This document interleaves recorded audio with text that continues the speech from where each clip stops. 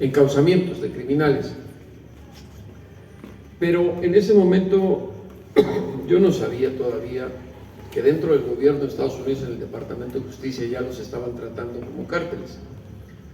Por eso inicio el trabajo con la narrativa de una entrevista que hicimos para Proceso en Arizona, en donde Lalo Miranda, que se encuentra aquí, el fotógrafo, me dice que me iba a ir de hocico cuando el chicote, cuando el agente de la DEA me dice: ya hay cárteles aquí, cárteles domésticos. Pues obviamente jamás en la historia, desde que se creó la DEA, ningún funcionario de Estados Unidos había admitido o usado la palabra cárteles en Estados Unidos. Y a partir de ahí, pues se me vino la intención de demostrar, porque en una entrevista así sobre otro tema no es tan fundamentada, se puede imaginar, pero iniciaba el sexenio de Andrés Manuel López Obrador y de pronto encuentro que la ley de seguridad que se aprobó incluía como fundamento para acotar el trabajo de la DEA en México a ese texto. De hecho, viene publicado el documento, está firmado por entonces canciller Marcelo Ebrard y Alfonso Durazo, secretario de Seguridad Pública, que se lo enviaron al gobierno de Estados Unidos para notificar. De hecho, la carta que envía Marcelo Ebrard y Alfonso Durazo al fiscal de los Estados Unidos cita la entrevista. Sí, cita la entrevista. Y les dice: ya ustedes están admitiendo que tienen cárteles. Y no desmintieron nada porque ya existía. Bueno, se pone de moda la palabra fentanilo, la sustancia tan letal que transformó el trasiego de drogas en Estados Unidos. Es muy fácil de detectar para la gente que conoce un poquito del asunto, porque en la frontera, que Javier la conoce, en la frontera es como una especie de, diría yo, de río de cosas sucias por todos lados. La gente que vive en la frontera está acostumbrada a vivir de la ilegalidad, para ellos no lo es. Así han crecido toda la vida. Pero la dinámica de las drogas tuvo un enfoque distinto por los muertos que estaban surgiendo en Estados Unidos y no se explicaban a qué se venía esto. Bueno, yo seguía investigando y Polo Royce, el agente de la DEA, me había prometido, cuando yo le dije: quiero escribir un libro sobre los cárteles. Y los agentes de la DEA tienen una particularidad, que son muy maricones cuando están en el puesto y que te dan pinceladas de cosas, pero te dicen: te lo puedo contar en detalle, pero cuando me jubile, porque ahí ya no pierden la jubilación y ya pueden hablar con mayor libertad y sin temor a que los despidan. Pero él me dijo: no, yo te voy a contar. Y empecé a trabajar en los otros capítulos, y cuando lo busco es tiempo de la entrevista y me dice: no me autorizaron. Y ahí se me cayó el libro y yo le hablé a la editorial y le dije: pues el proyecto no va a funcionar, porque quien me dijo que hay cárteles ya no quiere hablar, porque me dice que hay otra cosa. Pero no hay reporteros sin suerte y menos tecleador. Y me dice: pero te voy a poner al que estaba a cargo de la iniciativa contra los cárteles domésticos. Y ahí viene con nombre y apellido: John Callery. Yo no sabía que había una iniciativa dentro del Departamento de Justicia, aprobada por el Congreso Federal de los Estados Unidos. Ahí estaba. Ellos admitieron que tenían un problema de cárteles en Estados Unidos, que así les llaman, como se transformaron los clubes de motociclistas y los pandilleros, pero por la violencia y el fentanilo, porque están matando a gente entre ellos. Y esa fue la razón. Una vez que entrevisté a Callery en varias sesiones, estaba hasta contento. No tienen idea la alegría que le daba que él pudiera contar en lo que trabajó con un grupo de agentes, con un presupuesto independiente, que la prensa de su país no le importa. Porque como dice, o como me dijo un editor del Washington Post, no es sexy, Jesús, hablar de los cárteles o los narcos gringos, es más sexy hablar de los chapos, los mayos, etc. Pero hay una evidencia muy clara de que están. Y yo entiendo que muchas veces nosotros aquí en la prensa mexicana nos gusta, por las razones que quieran, extrapolar la noticia por declaraciones, pero sin evidencias, porque nos vamos a puras declaraciones. Y el gobierno de Estados Unidos publica cada año el informe sobre la amenaza de las drogas en Estados Unidos, y ahí viene un mapa de Estados Unidos, y lo ven bien estado por estado y ciudad, plagado de nombres del cártel de Jalisco, el cártel de Jalisco, y ve uno es una invasión, ellos lo ven como invasión. Y yo siempre lo he preguntado, hay evidencias allá. Bueno, pues si ya los ubicaron, los tienen aquí, ¿por qué chingados no los agarran? O si ya los tienen ubicados en dónde están, pues no, que es la nación superpoderosa, agárrenlos. Y para que empecemos el diálogo, Caleri le pregunto sobre ese informe y me dice, es una mentira, eso lo hacemos en la DEA para pedirle al Congreso presupuesto de nosotros. Imagínense cuántos años han ocurrido estas circunstancias para intimidar al gobierno de México. Y gracias a todo eso hay un documento aquí muy importante.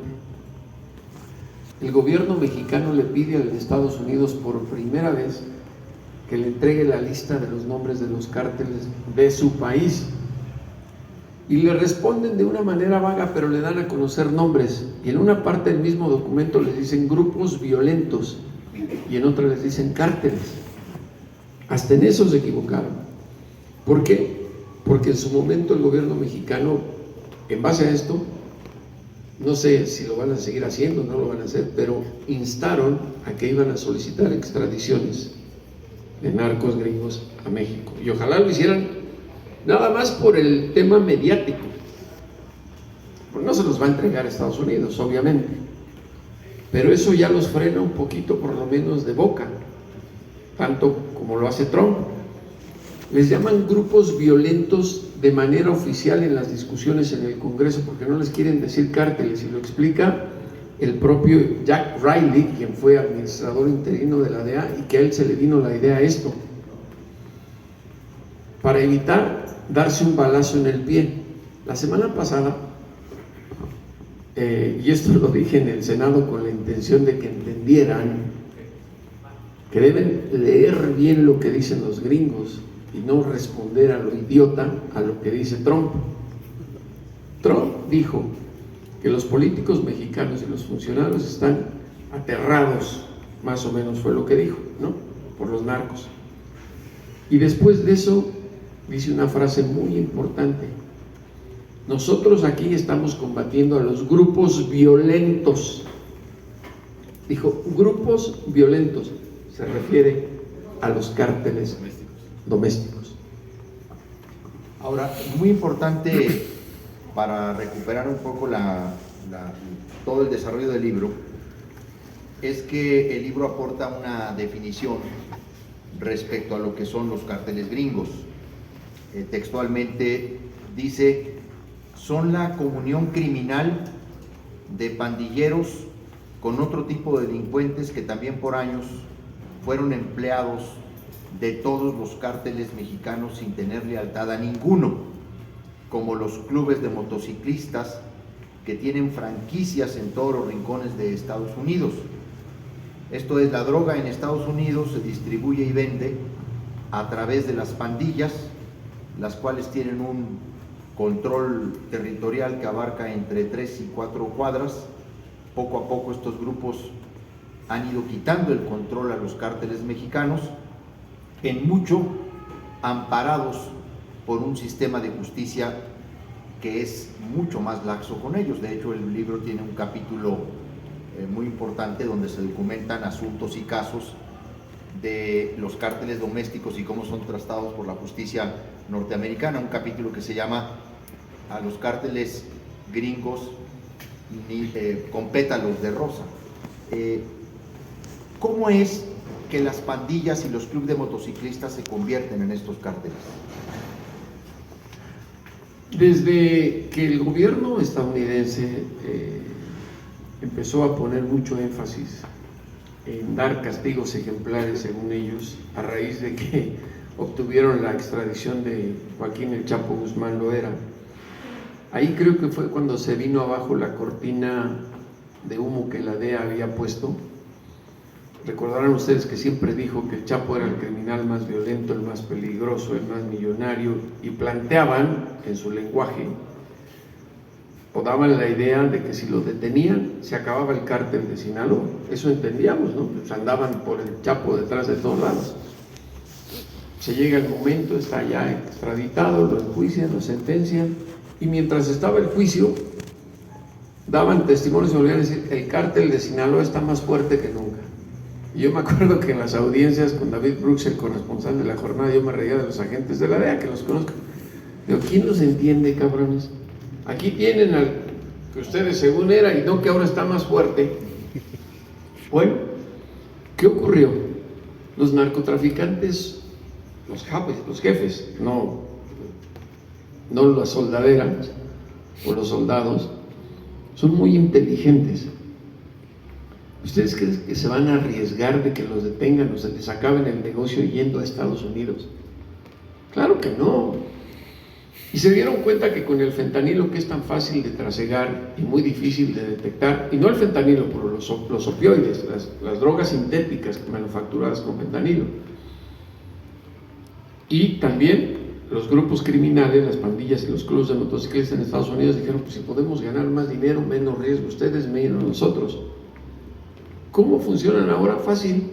Los cárteles mexicanos les ponen la droga en el sur de la frontera, y a partir de ahí son los cárteles gringos. Por eso el Departamento de Justicia los designó. Son los que se encargan del transporte, distribución, venta, le ponen el precio y lavan el dinero para pagarle a los de este lado, y la ganancia que tienen es enorme, porque el tema de las franquicias, tanto de las pandillas como de los clubes de motociclistas, están regados por todo Estados Unidos.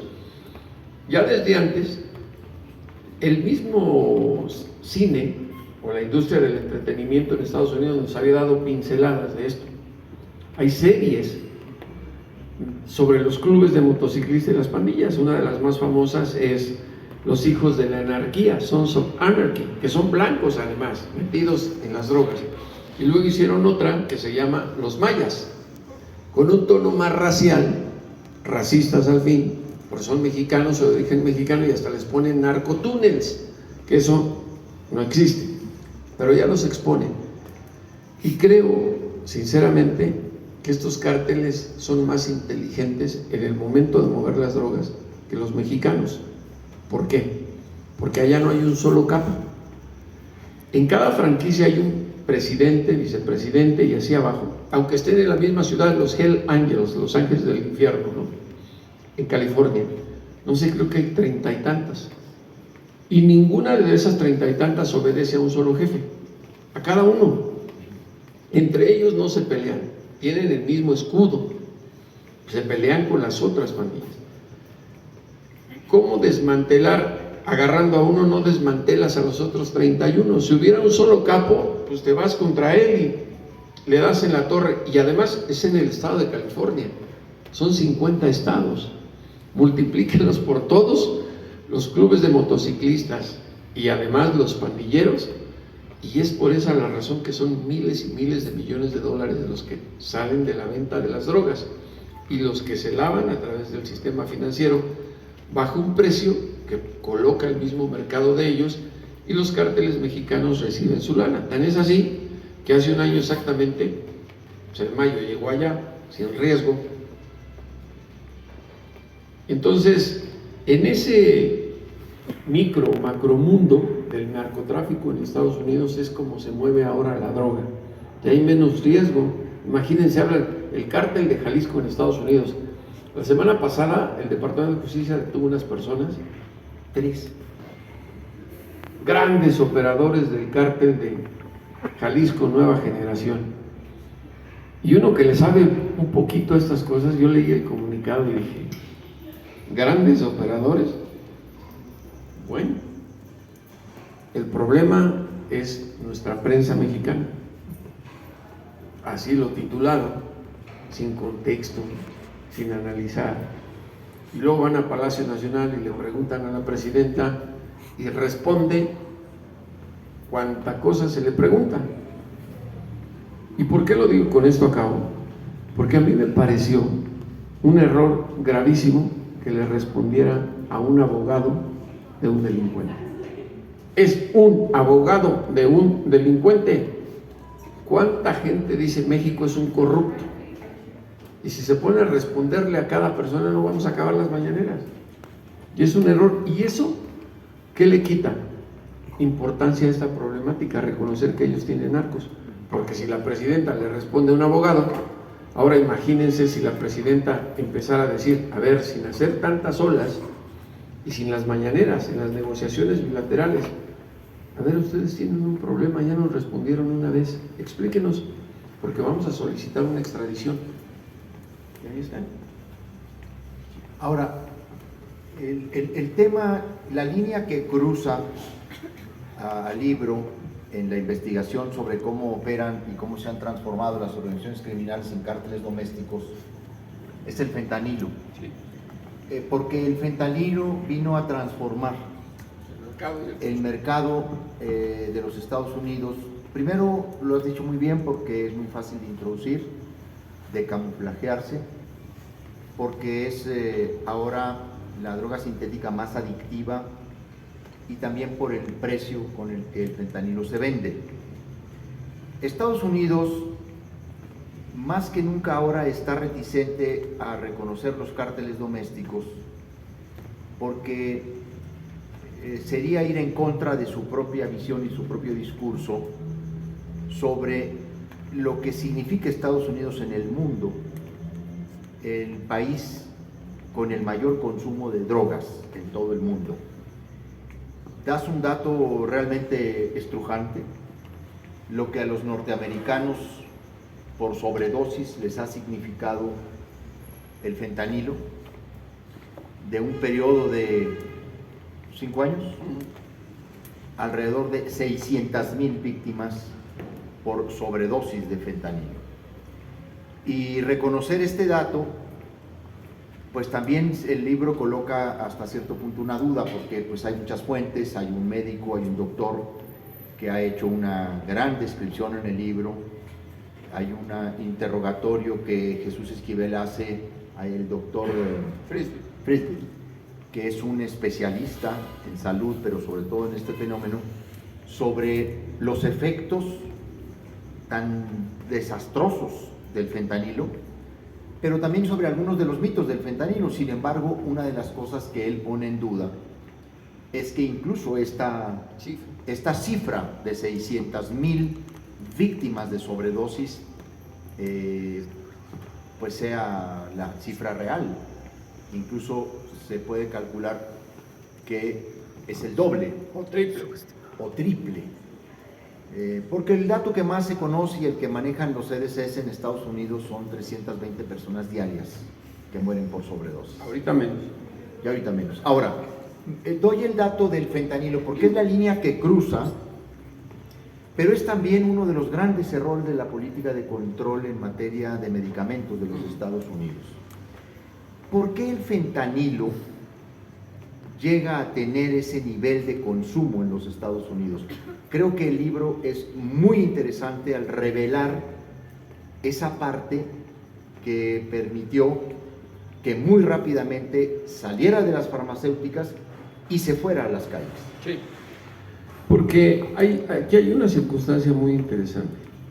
Las farmacéuticas, que fueron las que provocaron la adicción generalizada a los opioides, a las drogas sintéticas, incluso al propio fentanilo, dedicaron durante la primera década de este siglo presupuestos multimillonarios a promover el consumo de las drogas controladas o de venta con receta, que diversificó el consumo entre los jóvenes, porque era más barato conseguir una pastilla manipulada, anfetamina, metanfetamina, que una línea de cocaína o que una inyección o como quieran consumir la de heroína. Y cuando el gobierno de Estados Unidos se dio cuenta de la crisis de salud pública que tenían por eso, nos inventaron al mundo, no nos inventaron, extrapolaron la campaña que llevaron a cabo para desmantelar los laboratorios clandestinos que había en las casas, sobre todo en Florida, manipulando estas medicinas controladas. Hay muchísimos casos de eso. ¿Y qué hicieron las farmacéuticas? Pues pagar las multas, declararse en bancarrota, pero son miles y miles y miles de millones de dólares, como si eso hubieran costado las vidas a los que mataron, básicamente. Pero aquí viene otra situación respecto al fentanilo, que tanto se habla del fentanilo y fentanilo y fentanilo, que es tan barato en términos del consumo, que hay pastillas que cuestan $1 en los Estados Unidos y que los jóvenes las consumen con mucha facilidad. Lo vemos hasta en las películas, se meten una pastilla debajo de la lengua. Pero ahora, a raíz de que llegó Trump a la Casa Blanca, la cifra, el CDC, la ha estado bajando, el Centro para el Control y Prevención de Enfermedades, y se ha disminuido. Y Trump lo achaca a la presión que le ha puesto a México, a la militarización de la frontera con el despliegue del Comando Norte y al aumento de agentes de la patrulla fronteriza y de ICE. Y la realidad es otra. Los jóvenes están muriendo menos porque ya les dio miedo morirse y porque ya hay el antídoto disponible en todos lados y gratuito si les da un ataque por una sobredosis, el Narcan.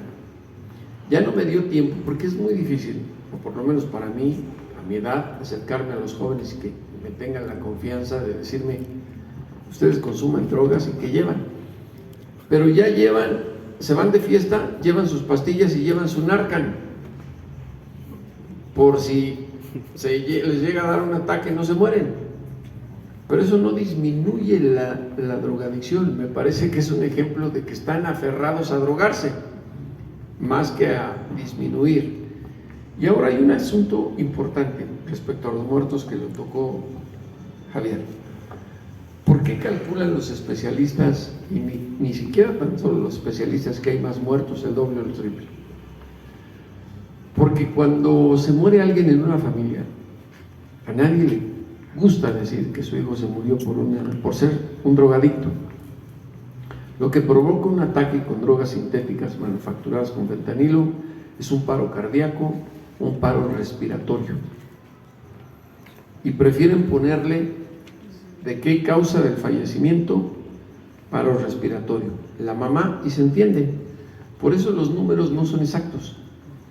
Y por eso me atreví a buscar a alguien que, crean, es muy complicado hacer un reportaje periodístico que no sea tomado como lucrar con el dolor.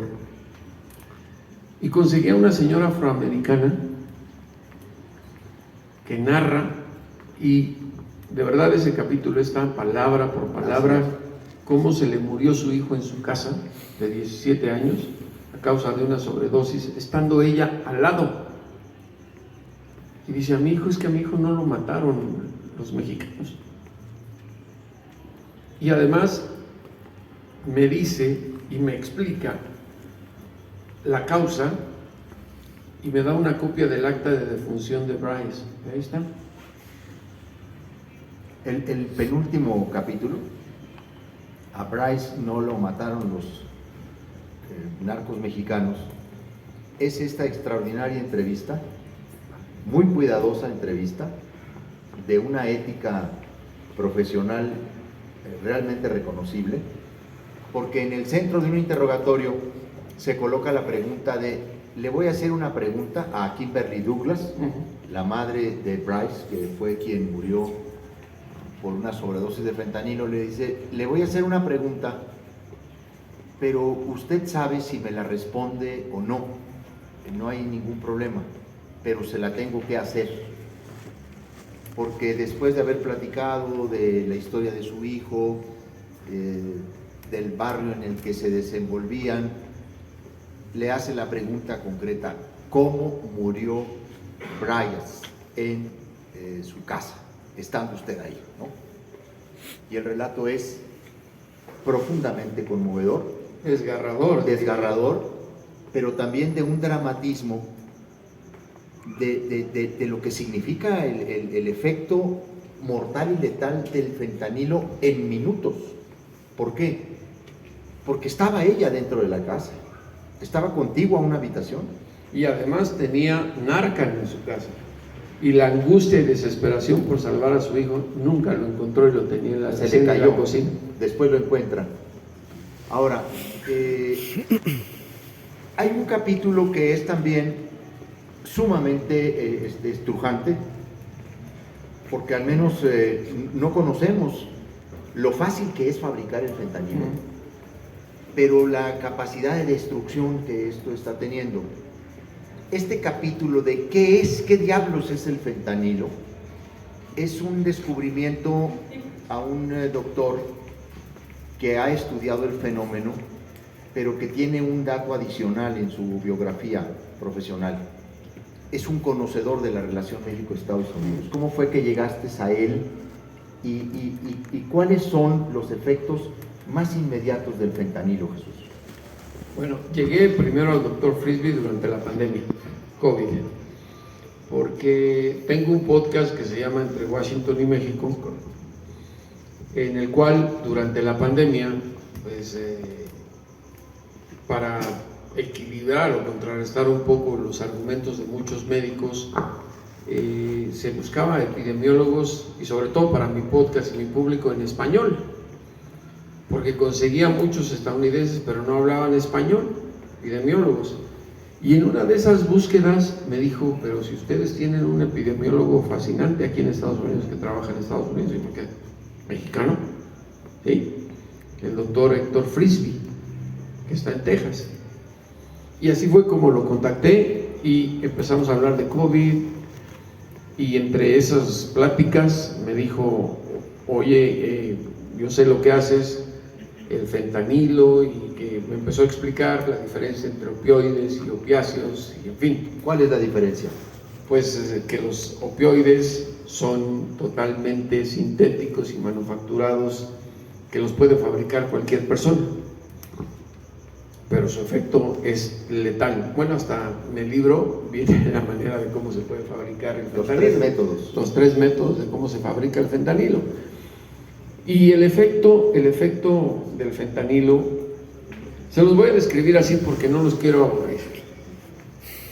¿Ya se fue el chicote? No, ya está. Bueno, es Lalo Miranda, fotoperiodista. No crean que nada más es fotógrafo de la villa, tiene pinta, pero da clase en la UNAM. Es fotógrafo de proceso. La DEA, y la verdad soy el único periodista mexicano al que le han permitido entrar a sus bodegas de decomisos. Y yo quería conocer el fentanilo en el estado puro y líquido, pero hay muchas maneras de tenerlo. Y nos llevaron en Arizona, en una de las bodegas principales que tiene la DEA, y pues aquel iba cargando el lentesote de la cámara, y cuando entramos lo tenían en una especie de como vitrina, no les voy a complicar la cosa, y corrió y lo agarraron. ¿A dónde vas? Te vas a morir.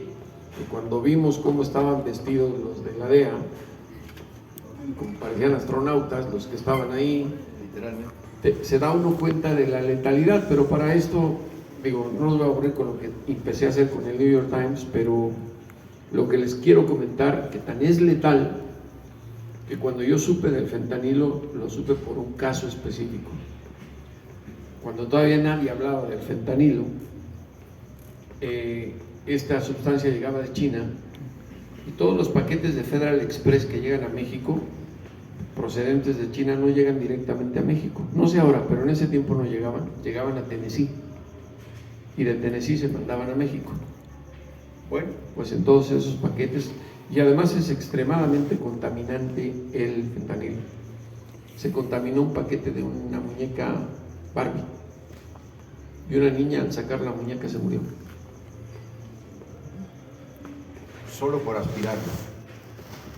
Y el paquete nada tenía que ver, la muñeca nada tenía que ver con el fentanilo. Entonces, es una situación muy grave. Imagínense eso consumido. en una dosis pasada de lo que debe de tener la droga psicotrópica, y es altamente adictiva. Ese es el grave problema, porque una persona mayor lo puede soportar 2 o 3 veces, no se hace tan adicto, pero una persona joven, de acuerdo a lo que explica el doctor Frisby, se puede hacer adicta con una pastilla. Y por eso es que vemos a tantas gentes, las imágenes que son muy comunes en la red cibernética, que parecen zombies en las calles de Estados Unidos. Pero ellos no están todavía a causa de una sobredosis. Lo grave es que las personas que por primera vez les consumen y les dan una pastilla mal manipulada, se pueden morir.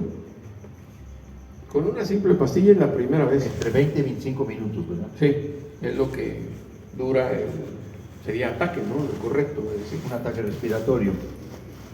Y hay otra cosa, por eso a veces nosotros los de la prensa, de verdad, por eso yo ni me considero periodista, porque los grandes medios de comunicación, sobre todo los extranjeros que están en México, a veces son tan ingenuos que nos da una risa sinceramente a los que estamos en el gremio, diciendo, de verdad son tan pendejos.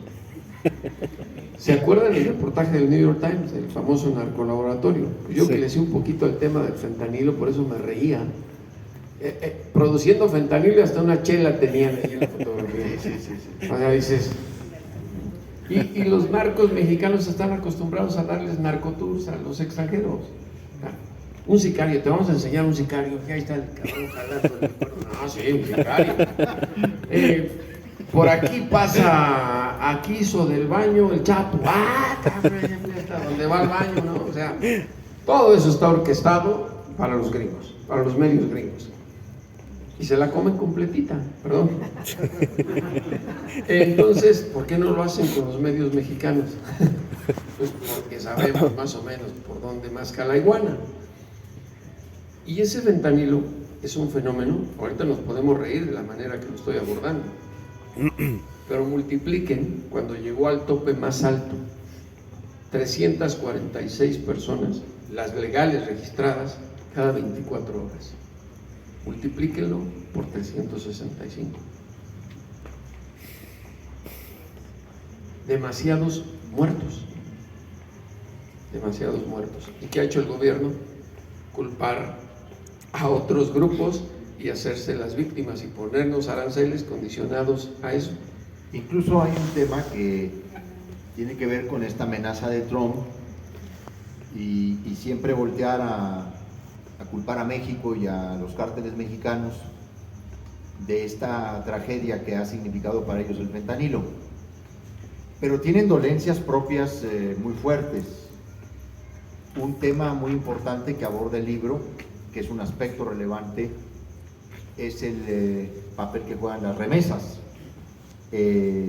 Los narcotraficantes utilizan este medio para lavar dinero a través de personas a las que les pagarán $500 por hacerles una transferencia electrónica de $9,700 desde cierto banco estadounidense al número de cuenta o sucursal bancaria en México que les proporcionan. Existe silencio por parte de los bancos norteamericanos. Hasta el momento no se ha tenido una investigación para encontrar a qué cuenta bancaria llegan las transferencias que son enviadas desde los Estados Unidos. Este simple hecho pondría en severos problemas tanto a las instituciones bancarias como a los gobiernos de ambos países. Bueno, yo aquí debo decirte que al menos en el caso del gobierno mexicano, ya en este momento ya no tanto, porque aunque no lo creamos, la ley antilavado en México acaba de tener una actualización que deja muy atrás a la norteamericana. De hecho, la norteamericana en muchos aspectos es una magra legislación en materia de combate al lavado de dinero, combate a la delincuencia organizada por la vía del lavado de dinero. Ya no se diga en figuras como el beneficiario final o el controlador final, o en actividades vulnerables no financieras. que es donde incluso ellos han desregulado para mantener esta especie de complicidad. ¿Por qué no nos platicas de este tema? Sí. Lo abordé desde que escribí Los narcos gringos, porque hay investigaciones que hacen las agencias federales, la DEA, ICE, sobre el movimiento del dinero en Estados Unidos.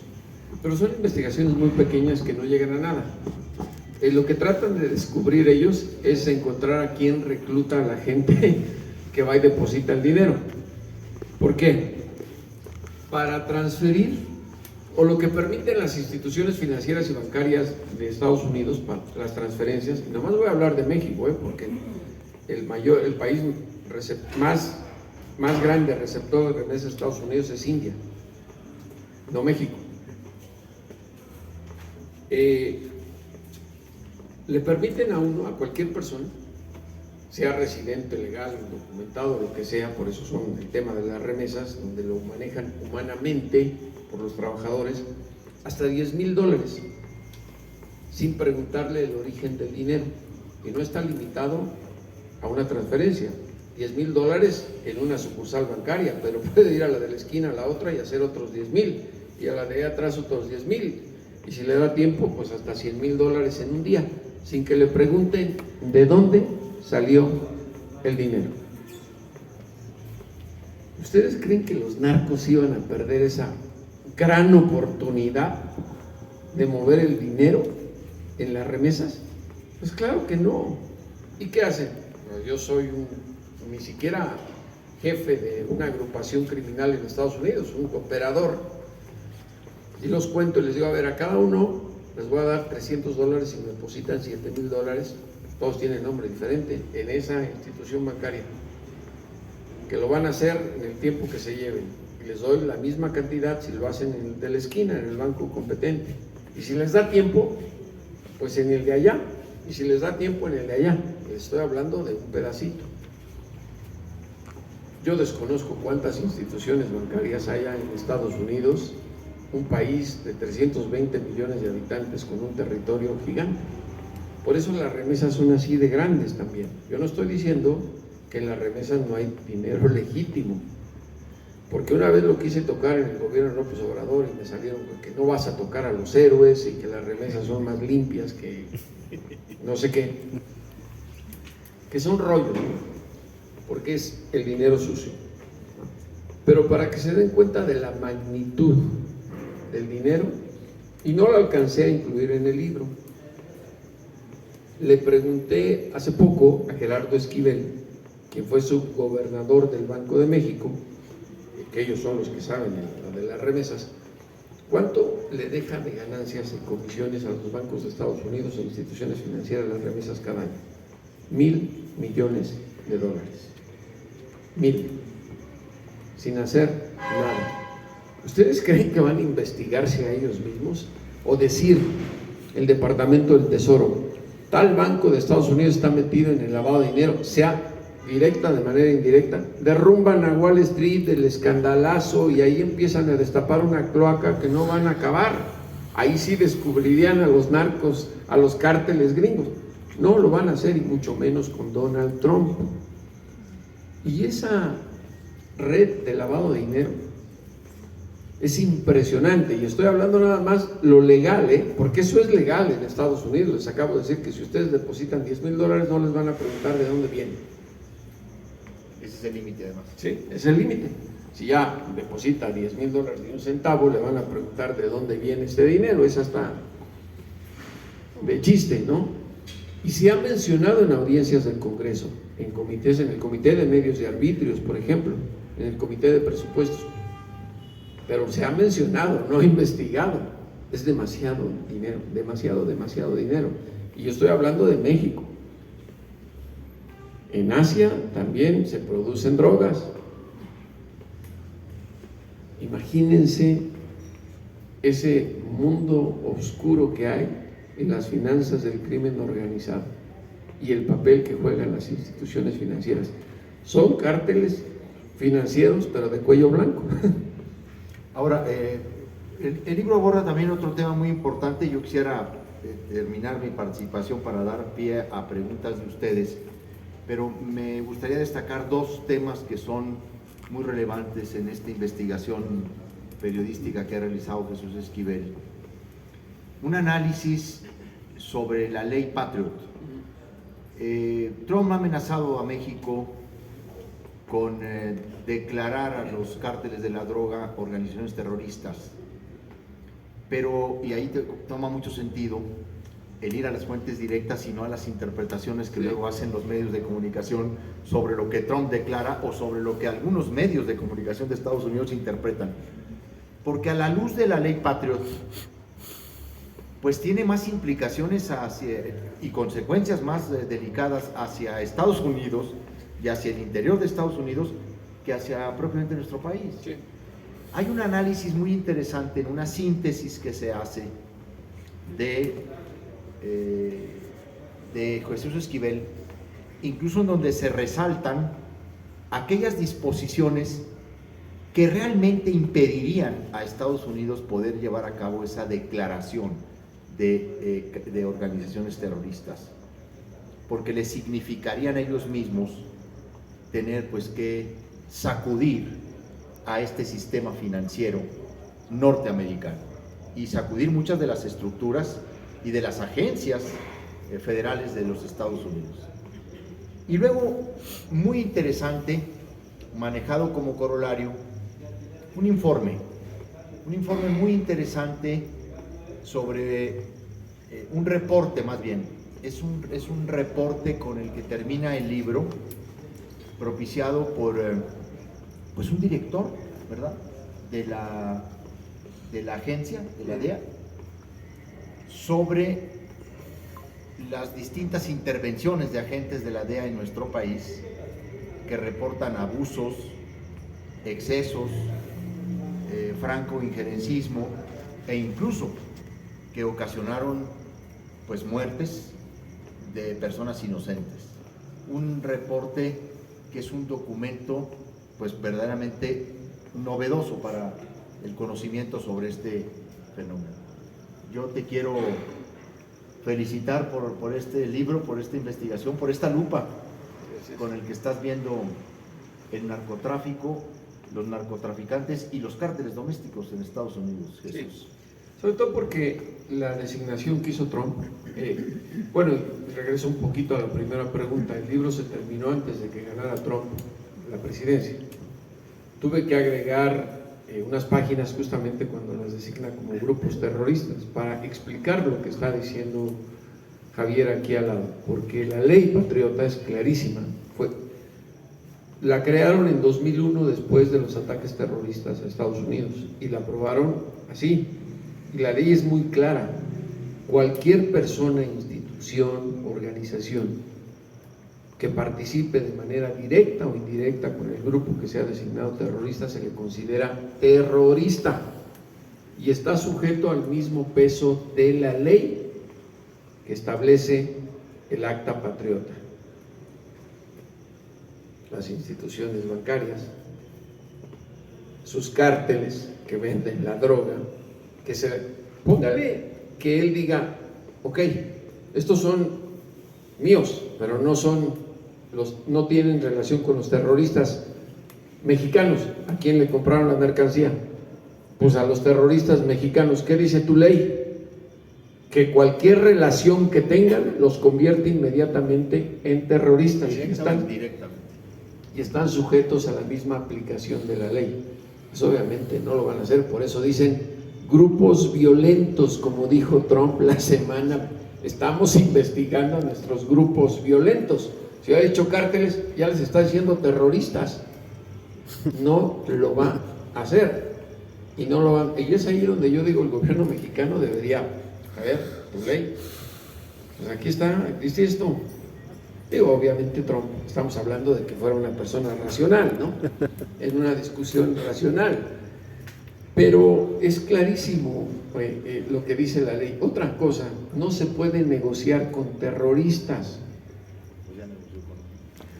Ovidio no es terrorista porque él fue extraditado antes de la designación. El Mayo no. El Mayo llegó, no en el Mayo, pero está negociando con Joaquín y otros. Entonces ellos entran en la categoría de terroristas. Bueno, están en las mismas audiencias de preparación del juicio del Mayo a las que he ido, ahí dicen perteneciente a una organización terrorista, y de pronto está negociando, cabrón, pues que tu ley no dice todo lo contrario. Entonces esa es la hipocresía y esta gran cortina de humo que yo he concluido no es otra cosa más que la esencia del capitalismo puro. Dinero y negocio a como sea. Y por eso no hay lealtad de los cárteles gringos con los cárteles mexicanos. Tienen relación con todos. Al mejor postor le compran. Y eso le conviene. Si lo ven ustedes, le conviene más a los cárteles mexicanos que tuvieran, no, nada más le voy a vender exclusivamente a este. Les venden a todos. La esencia del capitalismo. Vamos a pasar ahora a la